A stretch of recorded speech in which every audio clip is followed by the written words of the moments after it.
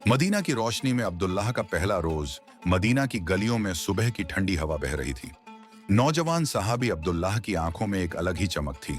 आज उनका पहला रोजा था। वो बेसब्री से इस खास इबादत को निभाने के लिए तैयार थे।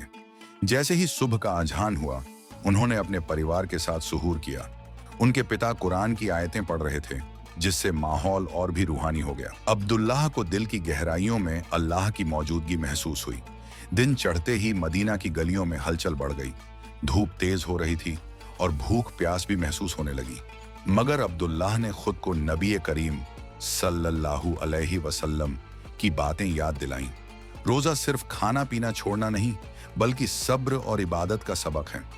उन्होंने सुबह की नमाज अदा की और फिर मदीना की मस्जिद में वक्त गुजारने चले गए। वहां नबी सल्लल्लाहु अलैहि वसल्लम ने एक प्यारा सा खुतबा दिया, जिसमें इंसानियत और सदका देने की अहमियत बताई गई। ये सुनकर अब्दुल्लाह के दिल में एक ख्याल आया, उन्हें भी कुछ करना चाहिए। उन्होंने बुजुर्गों का साथ दिया और जरूरतमंदों में खाना बांटने निकल पड़े।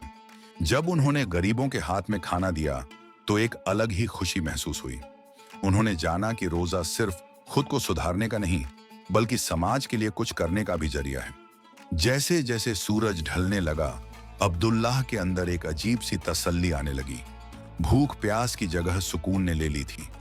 अफ्तार के लिए उन्हें पड़ोसियों के घर बुलाया गया, जहां हर कोई एक साथ बैठकर रोजा खोलने का इंतजार कर रहा था। अजान गूंजी और खजूर व पानी से अफ्तार हुआ। वो पल उनके लिए जन्नत जैसा था।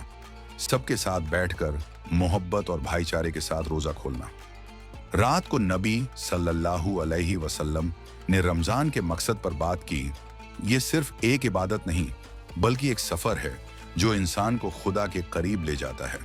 अब्दुल्लाह ने महसूस किया कि ये महीना दिल को पाक करने, हमदर्दी और एकता को अपनाने का बेहतरीन मौका है।